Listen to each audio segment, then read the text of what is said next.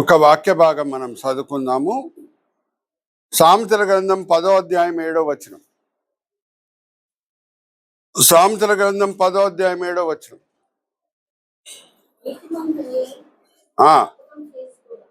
నీతిమంతుణ్ణి జ్ఞాపకం చేసుకుంటుట ఆశీర్వాదకరము అవును. చిన్న ప్రార్థన చేసుకొని మనం ముందుకు వెళ్దాం. తండ్రి, ఈ సమయం బట్టి ఎంతో వందనాలు. పవర్ ప్రేయర్ ఫెలోషిప్ పరిచర్య బట్టి ఎంతో వందనాలు. ఈ బిడ్డలు ఈ సమయంలో వాళ్ళ ఆఫీస్ చేంబర్స్లో లంచ్ టైంలో రిలాక్స్ అవుతూ ఉండవచ్చు, కానీ ఎంతో ఆసక్తితో మేము దేవుని సన్నిధిలో సమయం గడపాలి. వాక్యపరంగా ఆత్మికంగా మేము బలపరచబడాలి. నన్ను మంచి కోరికలతో వచ్చి ఉన్నారు. అందరినీ కూడా మీరు తృప్తిపరుస్తున్నారు, దీవిస్తున్నారు, ఆశీర్వదిస్తున్నారని మేము నమ్ముచున్నాం. తండ్రి, ఈ సమయంలో మీ దీనదాసుని నించోబెట్టి మీ మహిమార్థమై వాడుకుంటున్నారు. దాన్ని బట్టి నేను మిమ్మల్ని స్తుతిస్తున్నాను. ఈ దినం, ఈ వేళ, ఈ పూట ఏమేం పాఠాలు మీరు మా కొరకు ఏర్పరచుకొని ఉన్నారో అదంతా కూడా మా విశ్వాస నేతలను విప్పి బయలుపరుస్తారని నమ్ముచు ఈ వినపములు మేము యేసుక్రీస్తు పరిశుద్ధమైన వేడుకుంటున్నాం. ఆమేన్, ఆమేన్, ఆమేన్. ఏ సీరియల్ అన్నా ప్రారంభంలో ఏం చూపిస్తారండి? చెప్పండి గట్టిగా. రీక్యాప్ చేస్తాను. సో నేను పోయిన వారం ఒక సిరీస్ స్టార్ట్ చేశాను. ఎంతమందికి గుర్తుంది పోయిన వారం నేను స్టార్ట్ చేసిన సిరీస్? చెప్పండి. Indian Christian day. నీతిమంతులని జ్ఞాపకం చేసుకుంటుట అది ఆశీర్వాదకరం అని లేఖనము సెలవిస్తున్నది. ఇప్పుడు అపోస్తులైన తోమ మామూలు నీతిమంతుడు కూడా కాదు.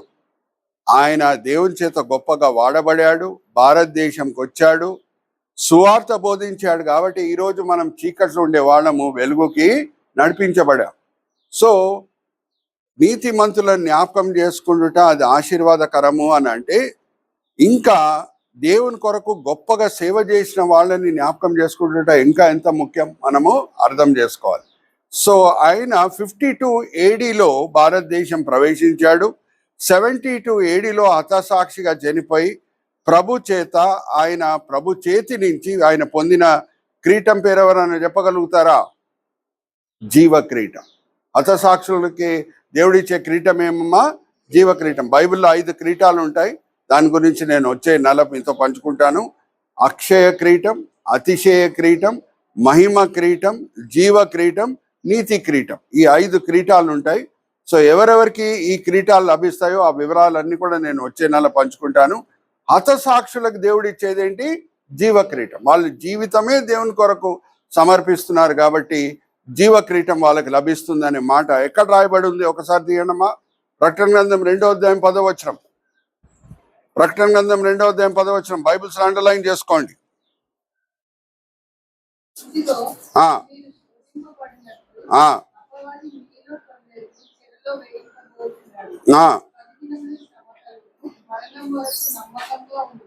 మరణం వరకు నమ్మకంగా ఉండుము, నేను మీకు జీవ క్రీటము ఇచ్చేదాన్ని. సో హతసాక్షులకు దేవుడు ఇచ్చేది ఏంటమ్మా? జీవ క్రీటం. సో పోయిన వారము నేను కొన్ని సబ్ హెడింగ్స్ మీతో పంచుకున్నాను. Prophesy, history, fructify, preferential. Just కొంచెం సమయం దీన్ని కొంచెం గడుపుతాను, దీన్ని మీకు జ్ఞాపకం చేసుకునేటకు. దాని తర్వాత వేరే 3 సబ్ హెడింగ్స్కి మనము వద్దాం. ప్రాఫెసై, దేవుని చిత్తం ప్రకారంగా ఏమన్నా జరుగుతున్నది అని అంటే దాన్ని రుజువుపరిచేది ఏంటి? ఇది దేవుని చిత్తం ప్రకారంగానే జరుగుతుందని ఆ సంఘటన గురించి దేవుడే ముందు చెప్పుట. హల్లెలూయా, ప్రైజ్ ది లార్డ్. అప్పుడు ఇది అకస్మాత్తుగా జరిగిందని ఎవరికి చెప్పడానికి వీలుండదు. దేవుడు ముందే చెప్తాడు ఇట్లా జరుగుతుంది అని. అందుకే సువార్తని ఎలాగ బైబిల్ డిఫైన్ చేస్తుంది. చాలాసార్లు సువార్త ఏంటండి అని అడిగితే చాలామంది యోహాన్ సువార్త 3వ అధ్యాయం 16వ వచనము అని అంటారు. దేవుడు ఈ లోకంని ఎంతగానో ప్రేమించాడు. కానీ బైబిలే సువార్తని ఎలాగ డిఫైన్ చేస్తుంది. బైబిల్ని వాడి మనం బైబిల్ని అర్థం చేసుకోవాలి. ఎక్కడుంది సువార్త గురించి? తీయండి. 1 కొరింథీ 15వ అధ్యాయం మొదటి 4 వచనాలు. 1 కొరింథీ 15వ అధ్యాయం మొదటి 4 వచనాలు బైబిల్స్ లో అండర్లైన్ చేసుకోండి.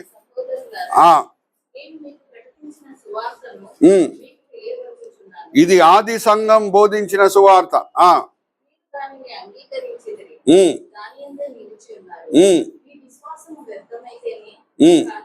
నేను ఏ ఉపదేశముగా ఉమ్, సువార్త మీకు ప్రకటించితినో ఉమ్, ఆ ఉపదేశమును మీరు గట్టిగా పట్టుకొని ఉన్న ఎడల ఉమ్. ఆ సువార్త వలననే మీరు రక్షణ పొందిన వారే ఉండురు. ఇది రక్షించే సువార్త. అదేంటంట? నాకు ఇయ్యబడిన ఉపదేశమును మొదట మీకు అప్పగించితిని. ఆ, అదేమనగా అది ఏమనగా లేఖనముల ప్రకారము లేఖనముల ప్రకారము క్రీస్తు మన పాపముల నిమిత్తము ఆ మృతి పొందెను, మృతి పొందెను, సమాధి చేయబడెను, సమాధి చేయబడెను, లేఖనముల ప్రకారము మరి లేఖనం ప్రకారము మూడవ దినమున లేపబడెను. హల్లెలూయా, ప్రైజ్ ది లార్డ్. యేసుక్రీస్తు ప్రభువారు వచ్చారు, శిల్వ మరణం పొందారు, సమాధి చేయబడారు, మూడో దినం లేపబడారు అని బైబిల్ చెప్తుందా? లేఖనం ప్రకారం అంటే దేవుడు ఇలాగ జరుగుతుందని ముందే చెప్పాడు. ముందే ఇట్లా జరుగుతుందని దేవుడు చెప్పాడు కాబట్టి ఇది అకస్మాత్తుగా జరిగిన సంఘటన ఎవరు చెప్పడానికి వీల్లేదు. యేసుక్రీస్తు ప్రభువారు కన్యకకే పుడతాడని ఎక్కడ రాయబడి ఉంది? ఇషయా గ్రంథం 7వ అధ్యాయం 14వ వచనం. ఆయన బెత్లెహేంలోనే జన్మిస్తాడని మీకా గ్రంథం 5వ అధ్యాయం 2వ వచనం. ఆయన శిల్వ మరణం పొందుతాడని కీర్తన గ్రంథం 22వ అధ్యాయం 16వ వచనం. ఆయన పునరుద్ధానుడై సమాధి మీద విజయం పొంది బయటికి వస్తాడని కీర్తన గ్రంథం 16వ అధ్యాయం 10వ వచనం. ఆయన ఆరోహణమై వెళ్తాడని మరి కీర్తన గ్రంథం 68వ అధ్యాయం 18వ వచనం. ఇదంతా కూడా దేవుడు ఎందుకు ముందే రాసి పెట్టాడు? ఇది అకస్మాత్తుగా జరిగిన సంఘటన అని ఎవరు కూడా చెప్పకూడదు. ఇప్పుడు మా చర్చిలో స్త్రీల సమాజం ఉంటుంది. ఉదాహరణకు నేను చెప్తున్నా, స్త్రీల సమాజం వాళ్ళు క్రిస్మస్ టైంలో వెళ్ళి పక్కనున్న బిగ్ బజారు అలాగా మేము ఎస్ఆర్ నగర్లో ఉంటాము, అమీర్పేటలో బిగ్ బజార్ ఉంటుంది. మా సంఘంలో చుట్టుపక్కల ఉన్న పేదరికంలో ఉన్న విధవరాలు అనాథుల కొరకు బహుమానాలు తీసుకొని వచ్చి క్రిస్మస్ టైంలో ఉచితంగా పంచి పెడతారు. కొన్ని సంవత్సరాల క్రితం అలాగే వెళ్ళారు, అన్ని కొన్నారు, వచ్చేసారు. ఆటో దిగేటప్పుడు ఆ స్త్రీల సమాజంలో ఉన్న ఒక సహోదరి, ఆమె పేరు సునీత, ఆమెకేం గుర్తొచ్చిందంటే ఆమె పర్సు బిగ్ బజార్ పార్కింగ్ లాట్లో మర్చిపోయింది. తిరిగి దొరకడానికి ఆస్కారం ఉంటుందా? విలువైన పర్సు, ఎన్నో వేల రూపాయలు దాంట్లో ఉంటుంది. అందరు ప్రార్థన చేసుకొని వెళ్ళారు, ప్రభా పర్సు దొరకాలి, పర్సు దొరకాలి. దేవుడు ప్రార్థనలకి జవాబిచ్చే దేవుడు. పర్సు దొరికింది, అక్కడే ఉండింది, ఎవరు చూడలేదు. ఇప్పుడు నేను వెళ్ళి ఒక నాస్తికుడు అంటే దేవుడిని నమ్మేటోడు కాదు, ఆయనతో వెళ్ళి నేను చెప్పాను అనుకోండి, నా దేవుడు ప్రార్థనలకి జవాబిచ్చే దేవుడు. సహోదరి సునీత బెన్ని, ఆమె పర్సు పోగొట్టుకున్నది, మేము ప్రార్థన చేశాం, పర్సు తిరిగి దొరికేటట్లు దేవుడు సాయం చేశాడు, హల్లెలూయా అంటే ఒక నాస్తికుడు ఎలాగ నాతో వాదిస్తాడు? అది మీ తెల్లరాత సార్, మీ లక్కు సార్, అకస్మాత్తుగా జరిగింది సార్, యాక్సిడెంట్ సార్, ఎవరు చూడలేదు సార్ ఆ పర్సు, అలాగ వాదిస్తాడు. కానీ అనుకుందాం, ఒక 300 సంవత్సరాల క్రితమే దేవుడు లేఖనంలో రాసి పెట్టాడు అనుకుందాం, ఇలాగ జరుగుతుంది. సునీత సహోదరి బిగ్ బజార్ పార్కింగ్ లాట్లో పర్సు పోగొట్టుకుంటుంది తాత్కాలికంగా, దాంట్లో 5,000 రూపాయలు ఉంటాయి. మరి తిరిగి వీళ్ళు ఈ ఆటోలో వెళ్తారు, ఆటో నంబర్ ఇది, మరి పర్సు తిరిగి దొరుకుతుంది అని దేవుడు ముందే ఒక 300 సంవత్సరాల క్రితము బైబిల్లో రాసి పెడితే దాన్ని అకస్మాత్తుగా జరిగిన సంఘటనని ఎవరైనా చెప్పగలుగుతారా? చెప్పలేరు. అది దేవుని కార్యమనే నమ్మాలి.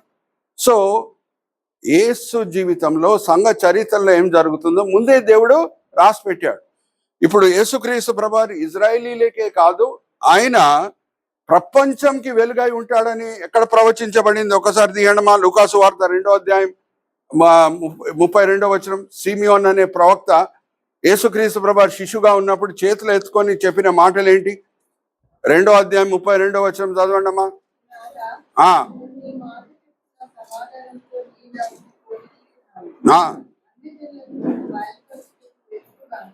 అన్యజనులకు మీరు బయలుపరచుటకు వెలుగుగాను,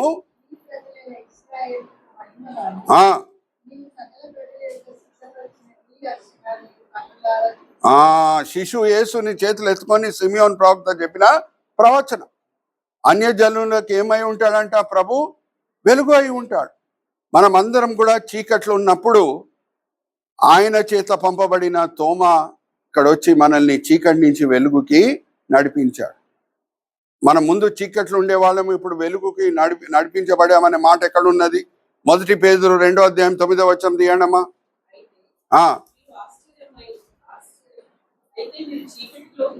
మీరు ముందు చీకట్లో ఉండి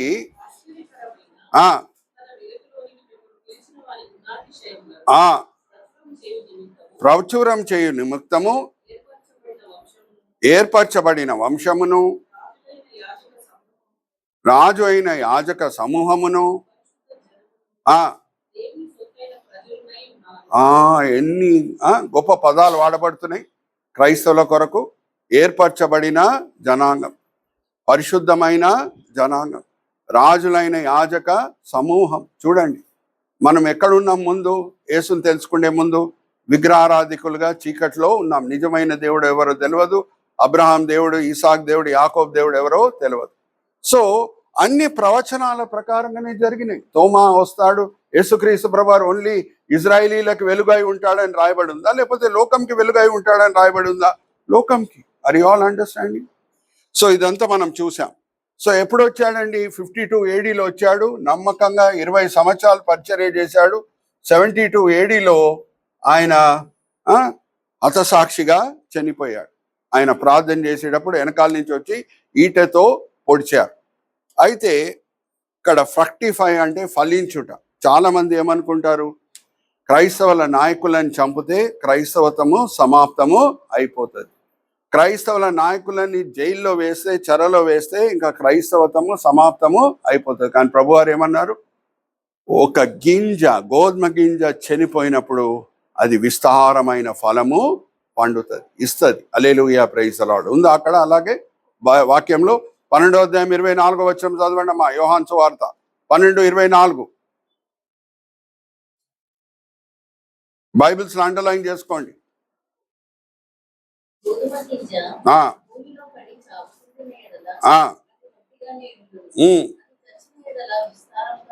అది చచ్చిన ఎడల విస్తారంగా ఫలించు. జాగ్రత్త వినండి. సంఘము హతసాక్షుల రక్తం మీద కట్టబడింది. Hallelujah, praise the Lord. Are you all understanding? చాలా మంది ఏమనుకుంటారంటే క్రైస్తవులను హింసిస్తే క్రైస్తవతము సమాప్తం అయిపోతుంది. కాదు, క్రైస్తవతం విస్తరిస్తుంది. హల్లెలూయా, ప్రైజ్ ది లార్డ్. పాత నిబంధనలో సంఘం అనే మాట ఎవరికి వాడబడిందమ్మా? ఇజ్రాయెల్ దేశంకి. అవునా కాదా? సో ఒకసారి చదువుదామా. నిర్గమకాండం 1వ అధ్యాయం 12వ వచనం. నిర్గమకాండం 1వ అధ్యాయం 12వ వచనం. ఏం జరిగింది? ఆ ఇజ్రాయెల్ దేశంని హింసించినప్పుడు శ్రమ పెట్టిన కొలది అరే వాళ్ళు ఇంకా విస్తరించిరి. హల్లెలూయా, ప్రైజ్ ది లార్డ్. ఇంకా పౌలు భక్తుడిని జైల్లో వేసినప్పుడు చాలా మంది ఏమనుకున్నారు? క్రైస్తవులని ద్వేషించేవారు ఇంకా క్రైస్తవత్వం సమాప్తం అయిపోతుంది అని అనుకున్నారు. కానీ పౌలు చెరలో ఉన్నప్పుడు ఆయన పరిచర్యను ఆయన ఆపుకోలేదు. అక్కడి నుంచి కూడా పత్రికలు పంపించాడు. ఆయన ఆసక్తిని చూసి ఎవరు క్రైస్తవులు చెరలో లేరో వాళ్ళు విశేష ధైర్యము తెచ్చుకున్నారు. లేఖనంలో అలాగే ఉందా? ఫిలిప్పీయులకు రాసిన పత్రిక 1వ అధ్యాయం 14వ వచనం చదవండి అమ్మా.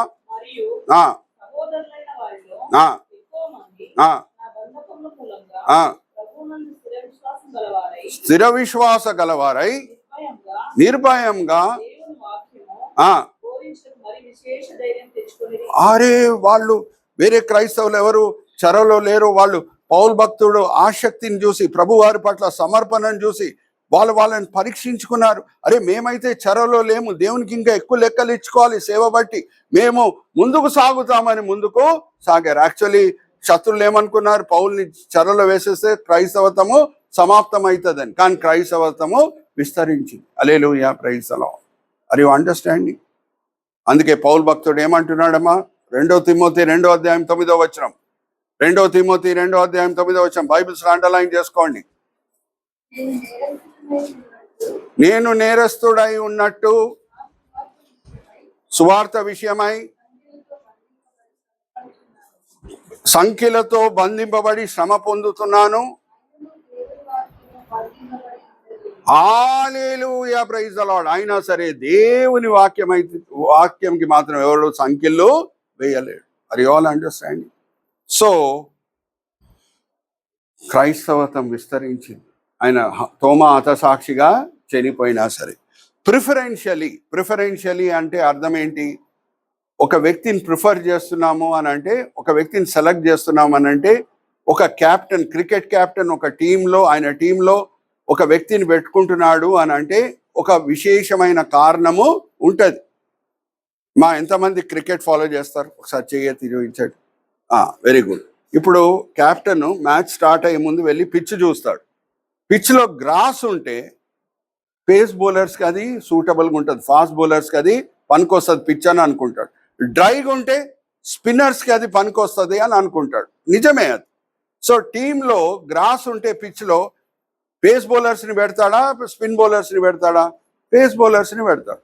అదే డ్రైగా ఉంటే స్పిన్ బౌలర్స్ని పెడతాడు. ఇప్పుడు 12 మంది శిష్యుల్లో ఎందుకు తోమానే పంపించాలి యేసుక్రీస్తు ప్రభు వారు భారతదేశంకి? ఆయన గొప్ప కెప్టెన్ మన ప్రభు. తోమా అనగానే అందరం ఏమనుకుంటాం, ఇంగ్లీష్లో ఏం చెప్పబడింది? Doubting Thomas. అంటే అన్నిటినీ సందేహిస్తాడు. కానీ యేసుక్రీస్తు ప్రభు వారు పునరుద్ధానుడై శిష్యులకు కనిపించినప్పుడు తోమా లేడు. కానీ శిష్యులు, అరే మేము చూసాం పునరుద్ధానుడైన ప్రభుని చూసామని అంటే, నేను కళ్ళారా చూస్తేనే నమ్ముతానని అన్నాడు. అవునా? తోమా అలాగే అన్నాడు కదా. So is not doubting Thomas, is a rationalistic Thomas. Rationalistic Thomas అంటే దాని అర్థం ఏంటి ఇంగ్లీష్లో? రుజువు లేకుండా నమ్మడు, రుజువు లేకుండా వేరే వాళ్ళని ఒప్పింపజేయడు. హల్లెలూయా, ప్రైజ్ ద లార్డ్. సో ఆయన కరెక్ట్ వ్యక్తి, భారతదేశంలో పనికి వచ్చే వ్యక్తి. ఎందుకు? భారతదేశం అప్పుడే ఆత్మిక విషయాల్లో చాలా ముందుకు వెళ్ళిన దేశం. ఇప్పుడు నేను ఒక వాక్య భాగం చదివిస్తాను. 2 దినవృత్తాంతం 16వ అధ్యాయం 9వ వచనం తీయండి అమ్మా. 2 దినవృత్తాంతం 16వ అధ్యాయం 9వ వచనం.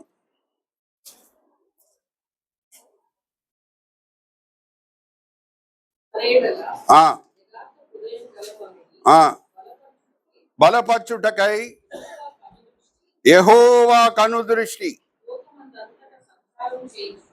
లోకమంతా కూడా సంచారం చేయుచున్నది. యెహోవా కనుదృష్టి ఎవరిని? నీతిమంతులని బలపరచుటకై, ఆయన కొరకు వెతికే వాళ్ళని బలపరచుటకై లోకమంతా కూడా దేవుని దృష్టి సంచారము చేయుచున్నది. ఓన్లీ ఇజ్రాయెల్ దేశం లోపలేనా? కాదు. ఇప్పుడు భారతదేశం ఋషులు నిజమైన దేవుణ్ణి మేము తెలుసుకోవాలని అడవికి వెళ్తే మాట్లాడకుండా ఉంటాడా దేవుడు? మాట్లాడతాడు. బుద్ధ రాజభవనం విడిచిపెట్టి, సౌకర్యాలను విడిచిపెట్టి, ఈ జీవితం అర్థం ఏంటి ప్రభువా అని తెలుసుకోవడానికి వెళ్ళి గాయా చెట్టు కింద కూర్చుంటే దేవుడు మాట్లాడా? మాట్లాడతాడు.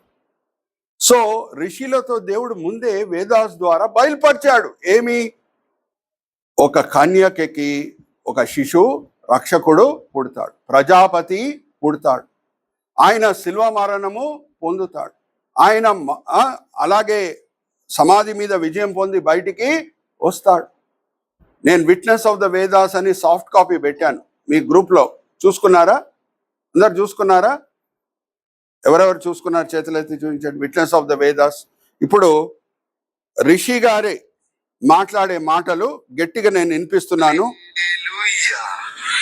వినండి అందరు.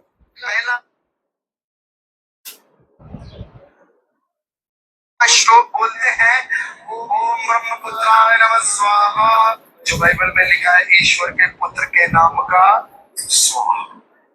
दूसरा श्लोक कहते हैं ओम कन्यासुताय नमः स्वाहा, जो कुंवारी के गर्भ से पैदा हुआ उसके नाम का स्वाहा। ओम वृक्षासुलाय नमः स्वाहा, जो लकड़ी में टांग दिया गया उसके नाम का स्वाहा। ओम पंचांगाय नमः स्वाहा, जो 5 घाव अपने ऊपर ले लिए उनके नाम का स्वाहा। और आखिरी श्लोक कहता है हमारे यहाँ पर वैदिक मंत्रों में ओम मृत्युंजयाय नमः स्वाहा, ओम मृत्युंजय, मर के जो जी उठा उसके नाम। ये किसके लिए? Hallelujah, praise the Lord. ఎవరు చెప్తున్నారండి ఇది? క్రైస్తవులా, హైందవులా? Are you understanding? వేదాస్లో ఉంది ఆల్రెడీ. దేవుడు ముందే రాసి పెట్టాడు. ఏమనంటే దేవుని కుమారుడు వస్తాడు, ఆయన కన్యకకి పుడతాడు, ఆయన శిల్వ మరణము పొందుతాడు, సమాధి మీద విజయం పొంది బయటికి వస్తాడు. ఇదంతా కూడా తోమా వచ్చి వేద చదివి అక్కడున్న బ్రాహ్మిన్స్తో రుజువులతో వాళ్ళని ఒప్పింపజేశాడు. హల్లెలూయా, ప్రైజ్ ది లార్డ్. నేను దీనికి సాక్షిని. దేవుని కుమారుడు పుట్టాడు, శిల్వ మరణం పొందాడు, సమాధి మీద విజయం పొంది బయటకు వచ్చాడు, దానికి నేను సాక్షిని అని కొన్ని అద్భుతాలు కూడా చేశాడు. ఎవరెవరు మారుమనసు పొందారమా? మొదట్లో నంబూదిరి బ్రాహ్మిన్స్. నంబూదిరి బ్రాహ్మిన్స్ అంటే బ్రాహ్మిన్స్లనే వాళ్ళు బ్రాహ్మిన్స్. అర్థమవుతుందా? Are you all understanding? So యేసుక్రీస్తు ప్రభు వారు సరి అయిన శిష్యుడిని పంపించారు ఇక్కడ. Hallelujah, praise the Lord. Hallelujah చెప్దామా? వేరెవరిని కూడా పంపించలేదు. ఈయన రుజువు లేకుండా నమ్మడు, రుజువు లేకుండా వేరేళ్ళని కూడా ఒప్పింపజేయడు. Are you all understanding? So ఈ వీడియో కూడా మీకు పెడతాను, దేవేందర్ గారు మీరు గ్రూప్లో కూడా పెట్టండి. ఓకే, సో ఇక్కడ మనం వచ్చాము. కామన్లీ అని అంటే జాగ్రత్తగా వినండి. పౌలు భక్తుడు కూడా అంటాడు, మనం ఎవరితో అన్నా మన సాక్ష్యం పంచుకోవాలి అని అంటే, దేవుని గురించి చెప్పాలి అని అంటే మనం ప్రేమపూర్వకంగా చెప్పాలి. ఎవరిని చిన్న చూపు చూచుటకు వీల్లేదు. ఏ విగ్రహారాధి కూడా నీతో నాకేం పని అనే మనస్తత్వంతో మనం మాట్లాడితే ఎవరు కూడా స్పందించరు. అందుకే ఒక భక్తుడు ఏమన్నాడు, you cannot cut the nose and ask somebody to smell the rose అని అన్నాడు. ఏంటి, ఒక వ్యక్తి ముక్కు కోసేసి షారోన్ పుష్పం వాసన చూడంటే చూస్తాడా? పారిపోతాడు అక్కడి నుంచి. సో పౌలు భక్తుడు కూడా ఎలాగ సువార్త బోధించేవాడో ఒకసారి మనం చూద్దాం. ఒకసారి తీయండి, 1 కొరింథీ 9వ అధ్యాయము 22వ వచనం నుంచి చదవండి అమ్మా. 1 కొరింథీ 9వ అధ్యాయం 22వ వచనం నుంచి. బైబిల్స్ లో అండర్లైన్ చేసుకోండి. బలహీనులని సంపాదించుకుంటుటకు బలహీనులకు నేను బలహీనుడిని అయితిని.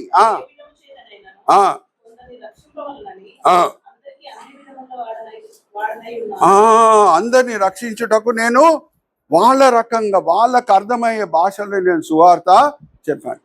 బలహీనులను సంపాదించుకుంటుటకు నేను బలహీనుడిని అయితే. ఉదాహరణకు నేను చెప్తున్నా, ఏథెన్స్ పట్టణంలో ఒకసారి సువార్త బోధించటకు, వాక్య పరిచర్య చేయటకు పౌలుకి అవకాశము దొరుకుతున్నది. అక్కడ అందరు కూర్చుండే వాళ్ళందరూ కూడా విగ్రహారాధికులే. కానీ ఆయన ప్రసంగం ఎలాగా స్టార్ట్ చేస్తున్నాడు పౌలు భక్తుడు? ఒకసారి తీయండి. అపోస్తల కార్యం 17వ అధ్యాయం 22వ వచనం చదవండి అమ్మా.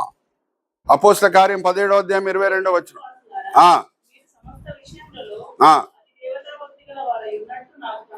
అరే అరే అరే అరే ఏథెన్స్ పట్టణం వారులారా, మీరు చాలా భయభక్తి కలిగి ఉన్న వారు వలె నాకు కనిపిస్తున్నారు. ఏ విగ్రహారాధికులా అని స్టార్ట్ చేసిండా? లేదు. అరే దేవుడు ఉన్నారని నమ్ముతున్నారు వీళ్ళు, అందుకే విగ్రహారాధన చేస్తున్నారు. వీళ్ళు నాస్తికులు అయితే కాదు కదా, దేవుడు లేడని మాత్రం చెప్పట్లేదు కదా. ఏథెన్స్ పట్టణం వాళ్ళని మెచ్చుకొని స్టార్ట్ చేస్తున్నాడు. హల్లెలూయా, ప్రైజ్ ది లార్డ్. ఎప్పుడన్నా మనము అన్యుల ముందు దేవుని చేత ప్రేరేపణ పొంది దేవుని గురించి చెప్పాలి అని అంటే ఈ పద్ధతి మనం వాడాలి. ఏదన్నా కామన్ పాయింట్ ఉంటే దాంతో మనము స్టార్ట్ చేయాలి. ఓకే, ఈరోజు నేను క్యాబ్లో వచ్చాను, అవునా? నేను సేవకు వచ్చే ముందు ఏమై ఉన్నా? పెట్రోల్ బంక్ ఇన్స్పెక్టర్గా ఉన్నా, అవునా? దేవుడు సేవకు పిలిచాడు, 1,50,000 రూపాయలు జీతం ఇచ్చిపెట్టి సేవకు వచ్చాను. ఇప్పుడు క్యాబ్ ఎక్కాను, డ్రైవర్ గారిని అడుగుతాను, ఇది గ్యాస్ బండా, పెట్రోల్ బండా, డీజిల్ బండా అని అడుగుతాను. ఏమని అంటాడు? గ్యాస్ బండా అంటాడు, డీజిల్ బండా అని అంటాడు. ఆహా, అలాగండి, నేను కూడా పెట్రోల్ బంక్ ఇన్స్పెక్టర్గా చేశాను హైదరాబాద్లో, మీరు ఏ బంక్లో వేసుకుంటారండి డీజిల్ పెట్రోల్ అని అడుగుతాను. ఇక్కడ అని అంటాడు. నేను చెప్తాను, ఆ బంక్కి వెళ్ళండి, ఈ బంక్కి వెళ్ళండి అని చెప్పేసి మెల్లగా నేను చెప్తాను. ఇప్పుడు మీరు గెస్ట్ చేయగలుగుతారా నేను ఏం చేస్తున్నానంటే, ఏం చేస్తున్నారు మరి, ఇప్పుడు డైరెక్టర్ అయ్యారా ఆయిల్ కంపెనీలో అని అడుగుతాడు. లేదండి, నేను ఇప్పుడు పాస్టర్ని అని చెప్తాను. ఏమైంది సార్, ఎందుకు పాస్టర్ అయ్యారు అని అంటే, నేను ఇంటర్మీడియట్లో చదువుకునేటప్పుడు చాలా చెడ్డ అలవాట్లో పడిపోయాను. అప్పుడు యేసుక్రీస్తు గురించి ఎవరో చెప్పారు, ఆయన నమ్ముకున్నప్పుడు నాకు చెడ్డ అలవాట్ల నుంచి విమోచన కలిగింది. పరలోక ఆనందంని నేను రుచి చూశాను. పరలోక ఆనందం రుచి చూసిన తర్వాత లోకం ఇచ్చే ఆనందం ఆకర్షణీయంగా ఉంటుందా? ఉండదు. మారు మనసు పొందాను, బాగా చదువుకున్నాను, గవర్నమెంట్ ఉద్యోగం పొందాను, దేవుడు సేవకు పిలిచాడు, ఇప్పుడు నేను సేవలో ఉన్నాను. చాలామంది, ఇది కూడా చెప్తాను డ్రైవర్ గారికి, చాలామంది అన్నారు, ఏం సార్ సెంట్రల్ గవర్నమెంట్ ఉద్యోగం ఇచ్చిపెట్టి మీరు ఎందుకు సేవకు పోతున్నారని నన్ను అడిగారు. 1,50,000 రూపాయలు జీతం ఇచ్చిపెట్టి ఎందుకు పోతున్నారని నన్ను అడిగారు. సెంట్రల్ గవర్నమెంట్ అంటే మెడికల్ మాత్రమే ఫ్రీ కాదు, న్యూస్ పేపర్ కూడా ఫ్రీ, అన్నీ కూడా ఫ్రీ. మీరు ఎందుకు సార్ ఇచ్చిపెట్టి పోయారు అని అంటే, నేను ఒకటే చెప్పానండి అందరికీ అని డ్రైవర్ గారికి చెప్తాను. యేసుక్రీస్తు నన్ను మార్చకుండా ఉంటే ఇంటర్మీడియట్లో నేను ఒక జైల్లో పడి ఉండేవాడిని. ఆయన మార్చాడు కాబట్టి నేను బాగా చదువుకున్నాను కాబట్టి మంచి ఉద్యోగం వచ్చింది. ఆయనే సేవకు పిలుస్తున్నాడు. నేను సమర్పించుకోవాలి. మా భార్య కూడా సహకరించింది, మేమిద్దరం సేవలు ఉన్నాము అని డ్రైవర్తో పంచుకుంటాను. పంచుకున్నాను. రాము నాతో పాటు వచ్చాడు కదా మా సంఘ సభ్యుడు. ఇంకా వచ్చిన తర్వాత ఎంత అయింది బిల్లు అని చూస్తే 250 రూపీస్ సార్ అని అన్నాడు. నేను 300 రూపీస్ కొట్టాను జీపేలో. ఎందుకు 300 ఇచ్చాను? ప్రేమ కూడా చూపించాలి. హల్లెలూయా, ప్రైజ్ ది లార్డ్. ఇంటికి వెళ్ళేటప్పుడు బాబు మీ ఆ అబ్బాయిలకి చిన్నపిల్లలు స్వీట్ తీసుకొని వెళ్ళు, పాస్టర్ గారు వచ్చారు కార్లో అని బిల్ అయింది 225 రూపాయలు. సారీ 225, నేను కొట్టింది 300 రూపాయలు. ఎందుకు? ప్రేమ చూపించకుండా ఉంటే యేసుక్రీస్తు గురించి ఎవరికి మనం చెప్పలేం. హల్లెలూయా, ప్రైజ్ ది లార్డ్. అర్థమవుతుందా? అందరికి అర్థమవుతుందా? సో ఎప్పుడన్నా మనం చెప్పాలి అని అంటే ప్రభు గురించి మొదట్లో మన సాక్ష్యం పంచుకోవాలి. నేను ఎప్పుడు చెప్తుంటా, బైబిల్లో ప్రతి మాట పరిశుద్ధాత్మ ప్రేరణ వలన రాయబడటమే కాదు, బైబిల్లో ఉన్న క్రమం ఉంది చూడండి, ఒక క్రమం ఉంటుంది. దాని వెనకాల కూడా పరిశుద్ధాత్మ ప్రేరేపణ మనకి కనిపిస్తుంది. ఏ ముందు బి రాదు, బి ముందు సి రాదు. ఒక పద్ధతి ప్రకారంగా దేవుడు రాసి పెట్టాడు. ఉదాహరణకు నేను చెప్తున్నా, యాకోబు బావి పక్కన సమరయ స్త్రీ ప్రభువారిని ఏమని అడుగుతున్నది? ప్రభా, మేము దేవుని ఎక్కడ ఆరాధించాలి అని అన్నప్పుడు, అమ్మా ఎక్కడ ఆరాధించాలి ముఖ్యం కాదమ్మా, ఆత్మతోనూ సత్యంతోనూ ఆయనను ఆరాధిస్తున్నామా అది ముఖ్యం అని అంటారు ప్రభు. ఆత్మతోనూ సత్యంతోనూ, సత్యంతోనూ ఆత్మతోనూ అని అన్నారు. ఎందుకు? ఆత్మ సహాయం లేకుండా ఉంటే మన ఆరాధనలో సత్యం కనిపించదు దేవుని దృష్టిలో. Are you all understanding? So అలాగే ఆది సంఘంలో ఎలాగా వాళ్ళు దేవుని గురించి చెప్పేవారు అందరికీ. ఒకసారి తీయండి అపోస్తల కార్యం 8వ అధ్యాయం 25వ వచనం. అపోస్తల కార్యం 8వ అధ్యాయం 25వ వచనం తీయండమ్మా. వారు సాక్ష్యం ఇచ్చుచు ప్రభు వాక్యం బోధించి, సాక్ష్యం ఇచ్చారు అని ఉందా? మొదట్లో ప్రభు వాక్యం బోధించారు అని ఉందా? సాక్ష్యం, ప్రభు మన జీవితంలో ఏం చేశారో అది మనం తెలియజేయాలి అందరికీ. నా ప్రభు ఎంత గొప్ప ప్రభు, ఆయన శక్తిని నేను ఎంతగా రుచి చూశాను, అనుభవించాను అనేది మొదట్లో చెప్పిన తర్వాతనే ఆయన పాపుల కొరకు వచ్చాడు, ఆయన శిలువ మరణం పొందాడని చెప్పాలి మనం. ఎందుకంటే ఆయన మన జీవితంలో ఏం చేశాడో అది మనం పంచుకునేటప్పుడు మన మాటల్లో సత్యమే కనిపిస్తుంది అందరికి. ఎందుకంటే ఆయన శక్తిని మనం అనుభవించాం కాబట్టి. హల్లెలూయా, ప్రైజ్ ది లార్డ్. అర్థమవుతుందా? ఏం చెప్పాలని ఉంది బైబిల్లో? వెంటనే సువార్త చెప్పాలని ఉందా, లేకపోతే సాక్ష్యం పంచుకోవాలని ఉందా? సాక్ష్యం పంచుకోవాలి. అమ్మా ఎవరు భయపడకండి, రత్నాకర్ గారు భయపడకండి. నైట్ 12 o'clock నేను రత్నాకర్ గారికి ఫోన్ చేసి 10 లక్షల రూపాయలు నాకు కావాలి రత్నాకర్ గారు అని అంటే, పాపం రత్నాకర్ గారు పాస్టర్ గారు అడుగుతున్నారు సాయం చేద్దామని అనుకుంటారేమో, కానీ ఆయన నాకు 10 లక్షల రూపాయలు ఎప్పుడు ఇవ్వగలుగుతారు తెలుసా? ఆయన దగ్గర ఉంటేనే. మన దగ్గర ఏముందో అదే మనం పంచుకోగలుగుతాం, మన దగ్గర ఏముందో అదే మనం పోగొట్టుకోగలుగుతాం. సాక్ష్యం ఉంటేనే మనం సాక్ష్యం పంచుకోగలుగుతాం. హల్లెలూయా, ప్రైజ్ ది లార్డ్. యేసుక్రీస్తు ప్రభు వారి శక్తిని రుచి చూసిన వ్యక్తి, అనుభవించిన వ్యక్తి, ఆయన ప్రేమ ఎంతో గొప్పదో అనేది రుచి చూసిన వ్యక్తి దాని గురించి మాట్లాడగలుగుతాడు. వేరే వాడు మాట్లాడలేడు. అర్థమవుతుందా మీకు? సాక్ష్యం లేనిది మీరు సాక్ష్యం పంచుకోలేరు. మీ దగ్గర ఏముందో అదే మీరు పంచుకోగలుగుతారు, ఏది లేదో మీరు పంచుకోలేరు. మీరు పరీక్షించుకోండి, సాక్ష్యం ఉందా లేదా. క్రైస్తవ కుటుంబంలో ఎవరైనా పుడితే క్రైస్తవులు అయిపోరు. మా తల్లిదండ్రులు క్రైస్తవులు అండి, గొప్ప సేవ చేసిండ్రండి, వాళ్ళు పరలోకంకి వెళ్తారు.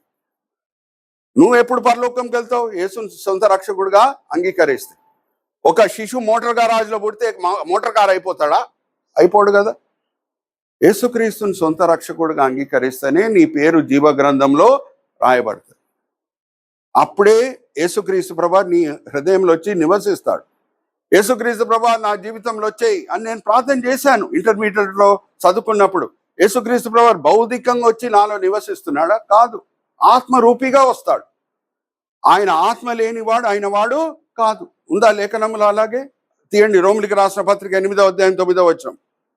రోమిలికి రాసిన పత్రిక 8వ అధ్యాయం 9వ వచనం. బైబిల్స్ అండర్లైన్ చేసుకోండి.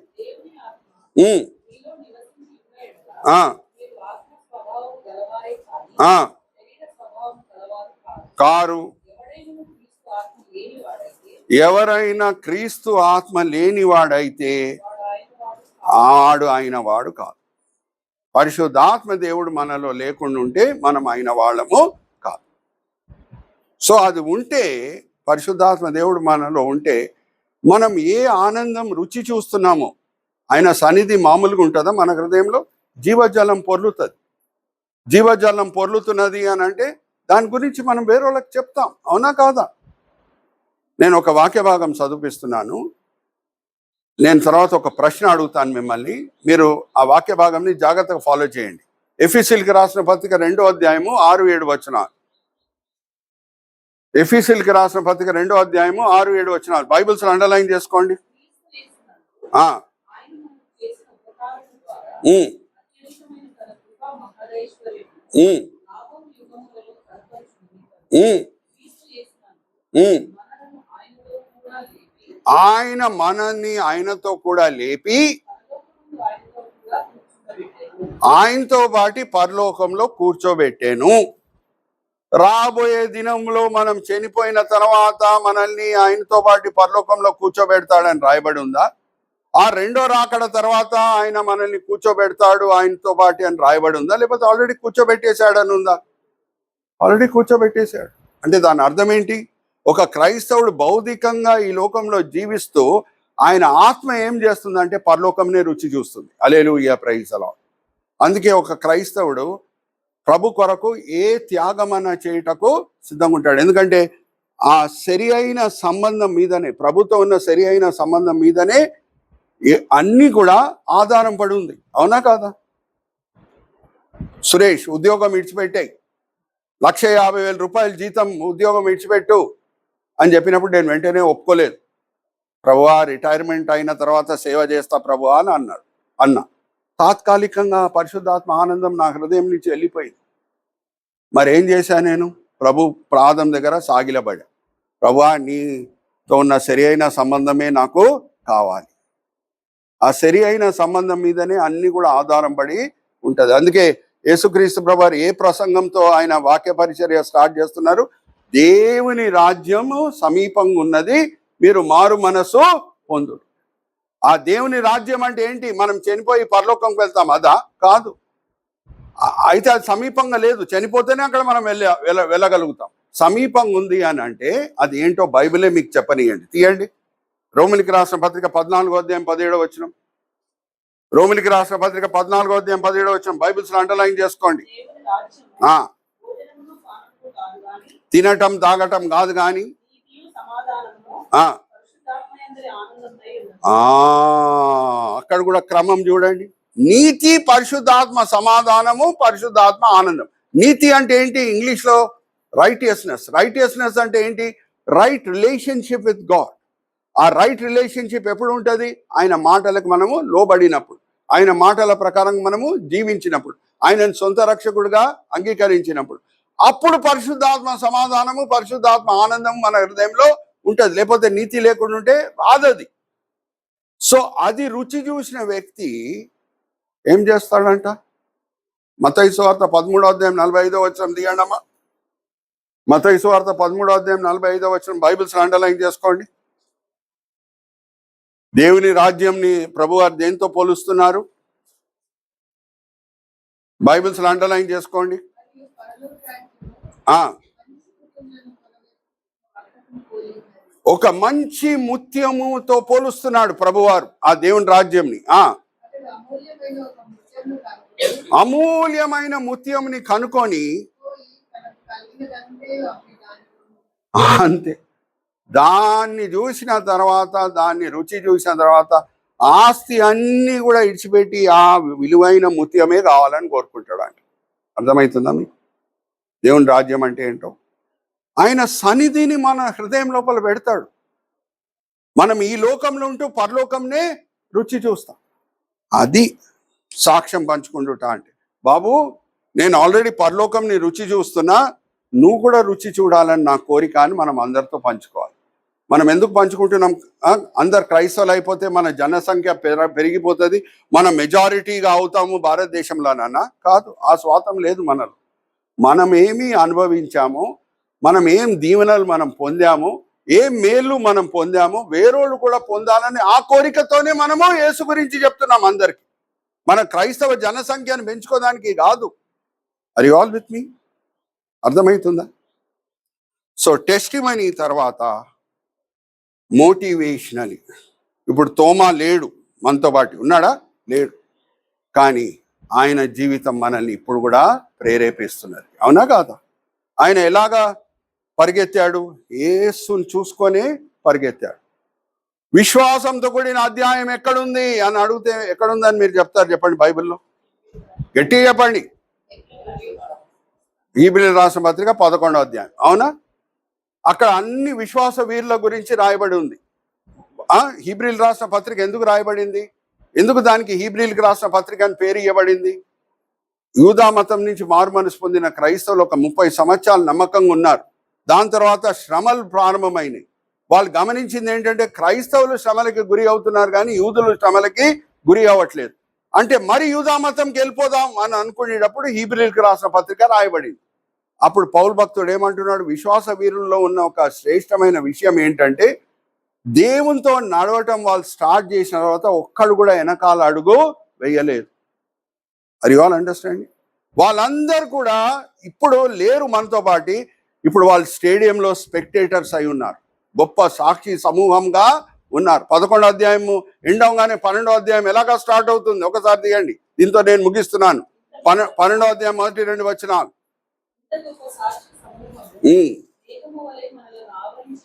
ఆ సాక్షి సమూహంలో తోమా కూడా ఉన్నాడు.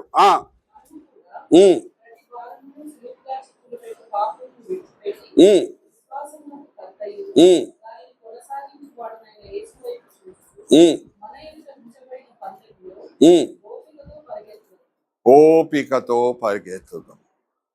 ఎవరిని చూస్తూ? తోమాని చూస్తూ కూడా కాదు. తోమా ఎలాగ పరిగెత్తాడు?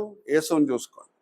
సో మనం కూడా యేసుని చూసుకొని, విశ్వాసకి కర్త అయిన యేసుని చూసుకొని మనం కూడా పరిగెత్తాలి. Are you all with me? ఇక్కడ నేను ముగిస్తున్నాను. మనం వాడిన సబ్-హెడింగ్స్ ఏంటమ్మా? Prophecy, history, fructify, preferentially, commonly, testimony, motivational. ఈరోజు మన శాలిరెడ్డి గారి బర్త్డే కాబట్టి ఒక నిజమైన కథ చెప్పేసి నేను ముగించేస్తున్నాను. ఒక నిజమైన కథ. ధనవంతులకి పిల్లలు లేరు, ఇద్దరికి భార్యాభర్తలకి. ఇంగ్లాండ్లో లేక ఒకడు పుట్టాడు, కుమారుడు. ప్రేమిస్తారా లేదా? ఎక్కువగా, చాలా ప్రేమించాడు. ఫస్ట్ బర్త్డే వచ్చింది. ఫస్ట్ బర్త్డే వచ్చినప్పుడు పెద్ద పార్టీ పెట్టాడు. కానీ అబ్బాయి ఎక్కడున్నాడో కొంచెం తర్వాత వాళ్ళు చూసుకోలేదు. ఎంతోమంది గెస్ట్లు వచ్చారు.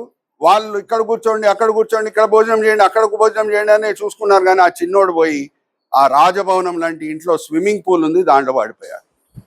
పడిపోతే అని అరుస్తున్నాడు. అరిచేటప్పుడు వాళ్ళ ఇంట్లో పనిచేసే అబ్బాయి పరిగెత్తి వెళ్ళి దుంకి ఆ చిన్న అబ్బాయిని రక్షించాడు.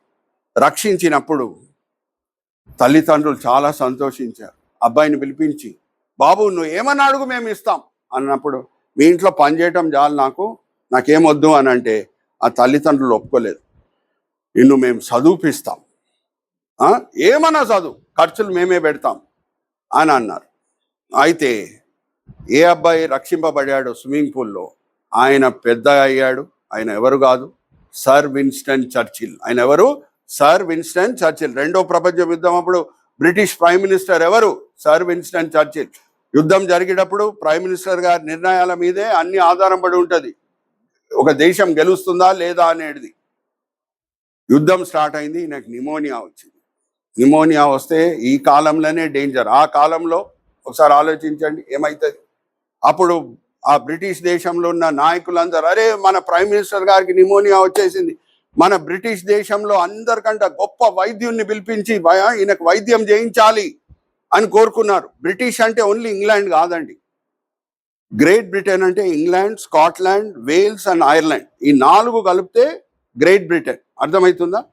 ఈ 4 దేశాల్లో గొప్ప వైద్యుడు ఎవరు అని అంటే డాక్టర్ అలెగ్జాండర్ ఫ్లెమింగ్. ఎవరది?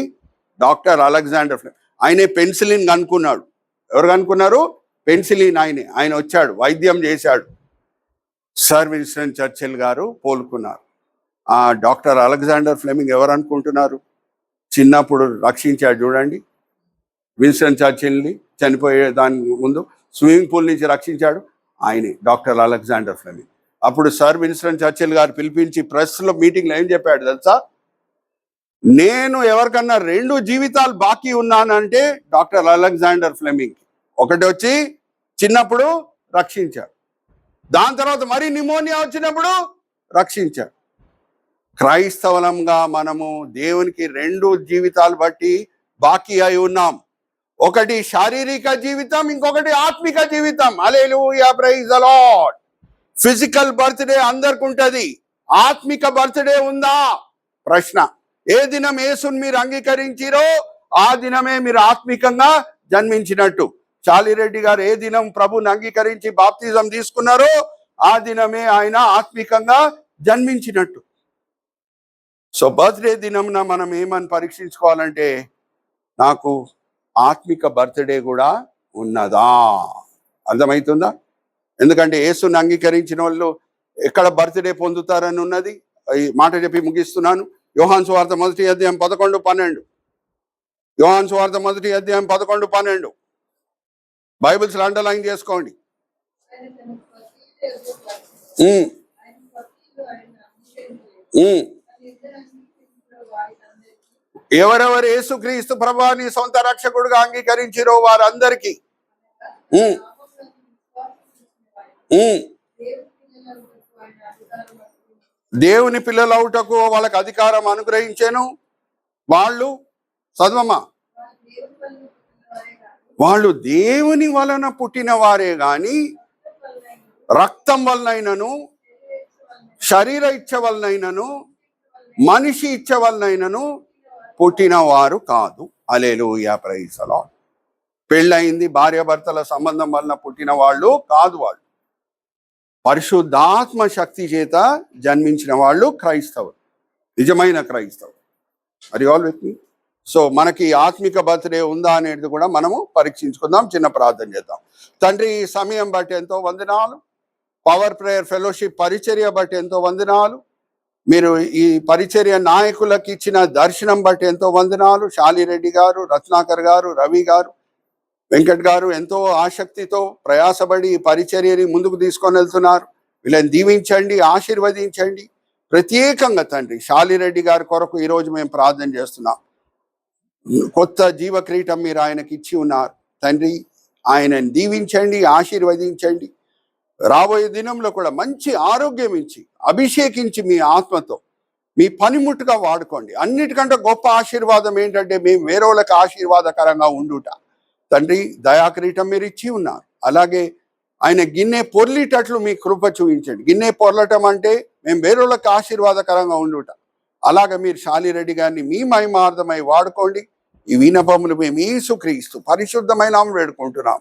ఆమీన్, ఆమీన్, ఆమీన్.